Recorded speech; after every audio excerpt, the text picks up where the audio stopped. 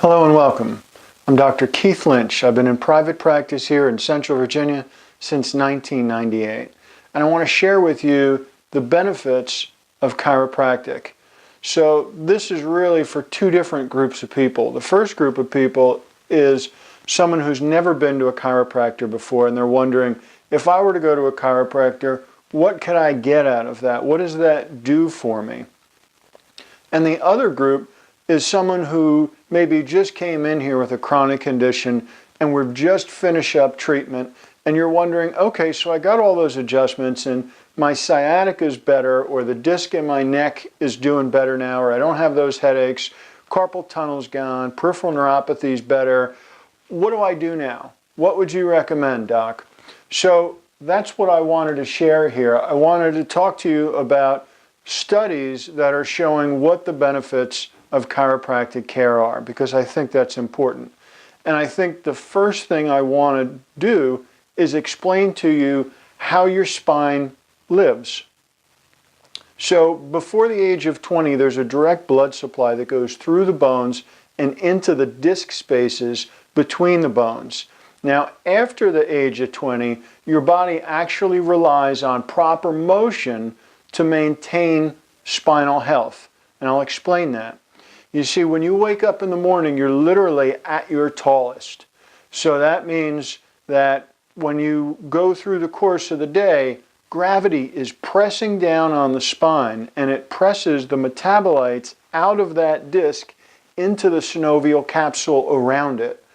And then when you lay down at night, the weight of the head and shoulders and legs and hips literally pulls that spine apart, and those metabolites go back into the disc. That's just how the disc lives. That's how it gets what it needs during the course of the day.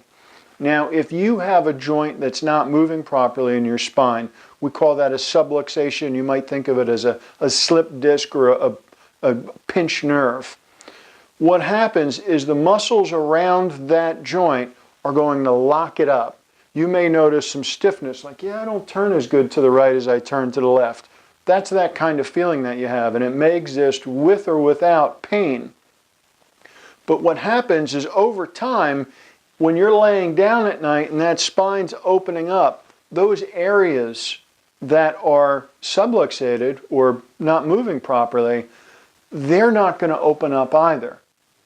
So as you're getting up in the morning, guess what? You're not as tall as you used to be, because you're going to see some of those joint spaces are going to start shrinking. And we see that on X-ray, and it's called degenerative disc disease or degenerative joint disease. But what it really is it's bad biomechanics. And quality chiropractic care can restore those biomechanics without twisting, popping, or cracking, and without hurting you. And that's really what we're going to talk about. So these are some of the studies that we've seen that explain and show that chiropractic helps with musculoskeletal problems. This one was in 1993. This came out of Canada, and they're trying to determine whether or not it would be in their best interest to spend money on chiropractic care for their patients. And what they found is that chiropractic care was the most effective treatment for lower back pain. And they said that they needed to get this across the board in their health plans for people, because it would save them money. And that's going to get them the results that they want. Now, this is a study out of the New England Journal of Medicine, 1996. And once again, they're saying that not only is it better cost-wise for chiropractors to work on people with back pain, but they also found that patients treated by chiropractors were significantly more satisfied than those who saw their primary care, orthopedics, or managed care practitioners. So that is what they're saying is the best thing for back pain. Now, this is more local to our area. This happened down in Duke in 2001. And they're talking about tension and cervicogenic headaches. So the headaches that kind of come up the back of the neck, in through the head and face, those type of headaches. And what they were saying, I really like this study, because what they concluded was that adjustments resulted in almost an immediate improvement. And there were fewer side effects and longer lasting relief. That's what we're looking for. That's what you want as a person, don't you? If you're having a headache, I know one of the first things that I got benefit from by going to a chiropractor were headaches. I had migraine headaches as a kid. My medical doctor said, well, your mother gets migraine headaches. It's hereditary. I was put on 400 milligrams of ibuprofen 4 times a day, and I was 11. Within 2 days, my mother threw all that stuff out. She said, you're going to my doctor. I went to a chiropractor. Now I almost never have headaches. But I didn't know that then. And now, 2001, we're confirming that down in Duke. That was 15 years ago now. Here's another Canadian study out of '93. They're saying that they would save more money if they transferred all their people who had low back pain from seeing primary care physicians or medical doctors over to chiropractors, because that's where they're going to get their best treatment. Now, the typical chiropractic patient's body and spine goes through 40 years of stress, poor posture, and misalignment before any preventative measures taken. I'd say that's about 50% of the patients that first come in to me for a condition. They come in around 40 years old, and most of them haven't done anything for themselves prior to that. So we have to evaluate what's going on in their case. But I have to think about that and say, what would your mouth look like if you've never gone to a dentist for 40 years? Sometimes there's some work that needs to be done on people to get them where they need to be. And now we're not just talking about 1 to 2 visits a month. We're talking about more than that. And you may be thinking, well, you know, maybe I've never been to a chiropractor before all this time, but I'm not in chronic pain. I'm not constantly hurting. This slide here, I think, really helps to explain that, because a lot of people don't realize this. And my wife thinks this slide looks like a bug, and she's right, but let me explain what it's trying to tell us. There are 3 parts of our nervous system that this is representing. It's representing our motor nerves, our autonomic nerves, and our sensory nerves, which bring pain and temperature up to the brain. Now, they're showing this part smaller because only 10% of the nerves coming through your spine carry pain fibers. If I pointed outside to something and said, there's a 10% chance you're going to see it, you're going to think that's a very good chance? I wouldn't think so. So there's a good chance that you may have pressure on nerves and not feel any pain, or not feel it all the time. You know those conditions that people have that kind of come and go, and like they wake up and they're hurting for 2 or 3 days, and then they wake up the next day, they kind of been taking it easy, loading up on the ibuprofen, maybe they've used some ice, and they're like, you know what, it doesn't hurt today. So they just kind of go on with their business until that pain comes back. And oftentimes it does come back, and it's usually a little bit more each time. The reason for that is because your sensory nerves are only 1/10 of the nerves in your body. So the other 90% is made up of your motor nerves going out to your skeletal muscle. If there's pressure on those nerves, you do not feel pain. You'll feel weakness, spasms, fatigue, tightness in the muscles. If your autonomic nerves have pressure on them, you're not going to feel pain once again, but you will have maybe allergies. You'll have low energy.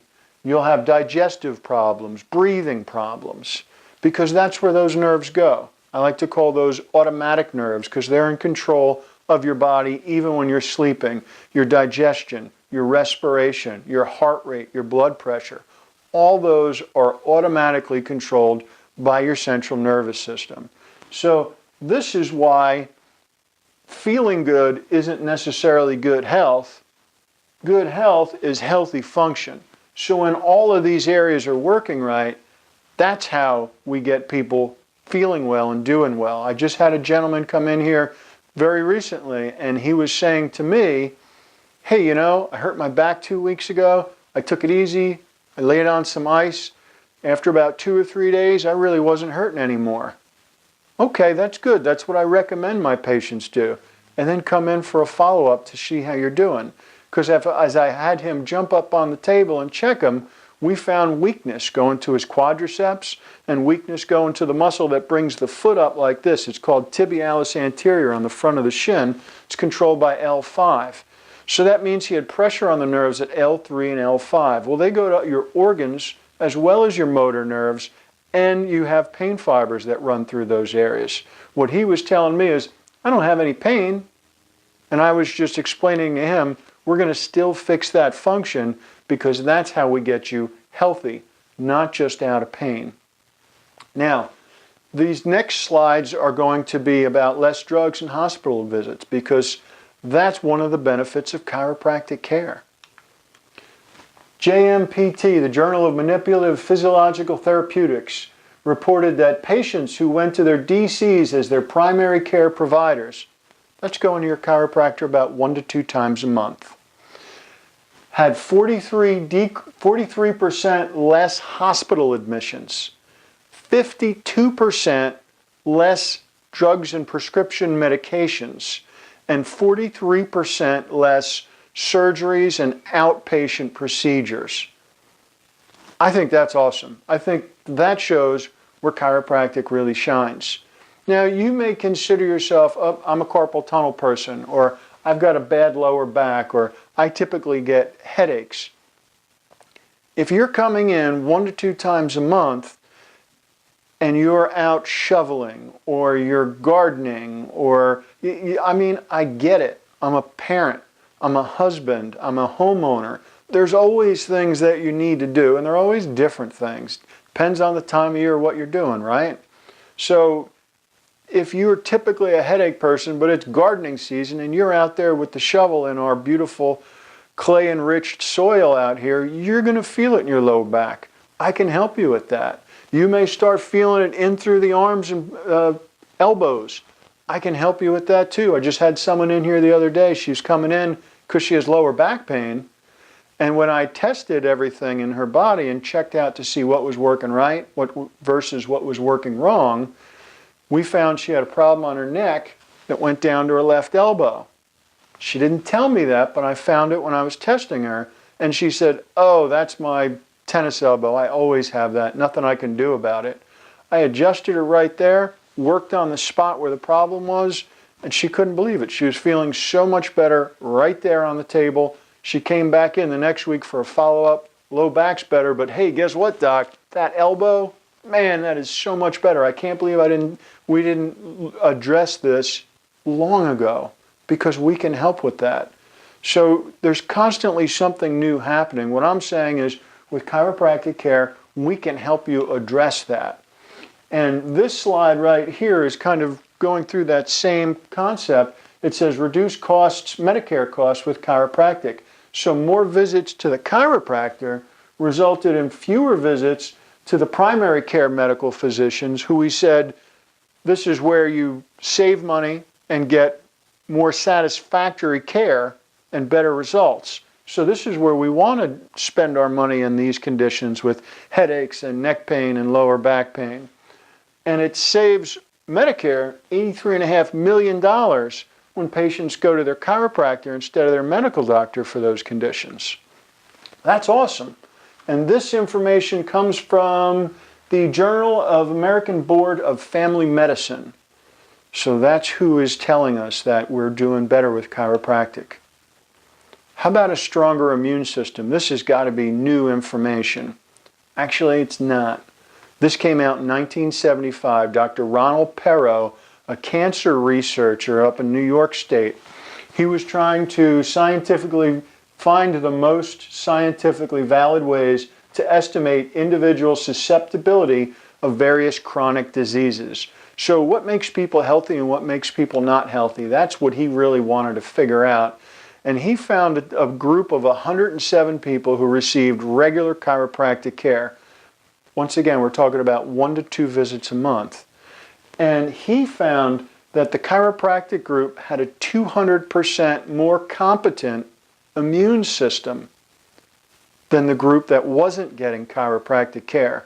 And if you had a chronic disease, he found that the chiropractic group had a 400% immune competence improvement over the folks that didn't have chiropractic care. So if you're chronically sick, you're 400% worse than someone who's getting chiropractic care. That's a darn good reason to be getting chiropractic care. That slide right there alone.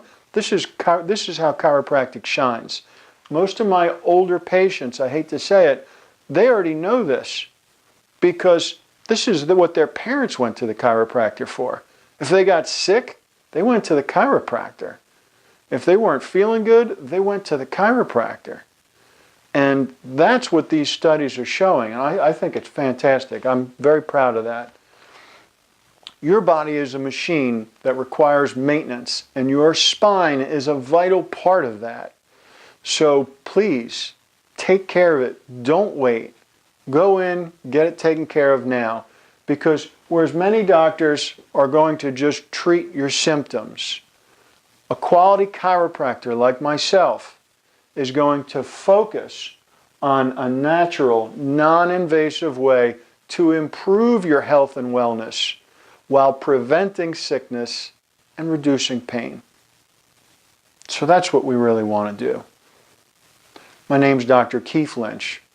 I recommend you get in here 1 to 2 times a month. Let's get you well and keep you well. Thanks for watching this video. Look forward to helping you.